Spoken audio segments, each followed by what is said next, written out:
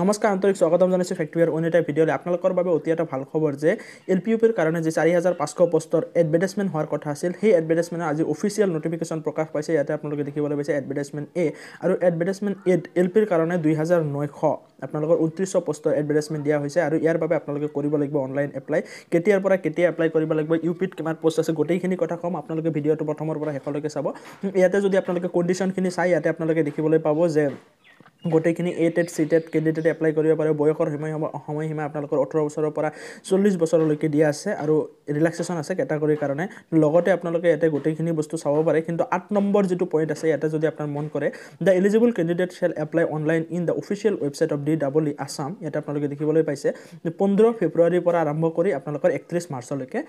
আপোনালোকৰ এপ্লাই প্ৰক্ৰিয়া চলিব তাৰ লগতে আপোনালোকৰ ইয়াতে যদি আপোনালোকৰ মাৰ্কৰ ক্ৰাইটেৰিয়াটো চাই আপোনালোকে এটা দেখিবলৈ পাব যে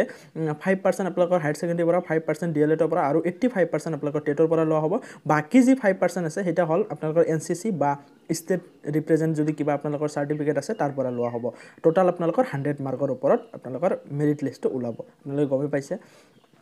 লগতে আপোনালোকে যদি আৰু তললৈ মন কৰে এডভাৰটাইজমেণ্টত আপোনালোকৰ গুৰুত্বপূৰ্ণ কথাখিনি সেই ইয়াৰে যেটো পইণ্ট আছে সাবমিট ৰিভিউৰ আপোনালোকৰ 8 নম্বৰ পইণ্টত যদি চাই কি ডকুমেন্ট আপোনালোকক লাগিব ফটো লাগিব এছএছএলসি এডমিট কাৰ্ড আপোনালোকৰ higher secondary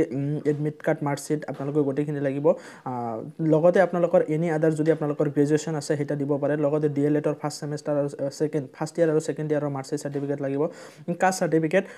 document in support of permanent resident of Assam আপোনালোকৰ লাগিব লগতে আপোনালোকৰ ডিজেবিলিটি সাৰ্টিফিকেট যদি আছে হেটা লাগিব লগতে আপোনালোকৰ ক্যান্ডিডেট এক্স সাৰ্ভিসমেন যদি হয় লাগিব সিগনেচাৰ লাগিব আৰু এই সাৰ্টিফিকেটখিনি বা ডকুমেন্টখিনি আপোনালোকে ৰেডি কৰক কিয়নো এপ্লাই কৰাৰ আগতে অলপ সময় আছে আপোনালোকে এপ্লাই কৰাৰ কাৰণে যথেষ্ট সময় পাইছে তো আপোনালোকে ভালকে ডকুমেন্টখিনি ৰেডি কৰি লওক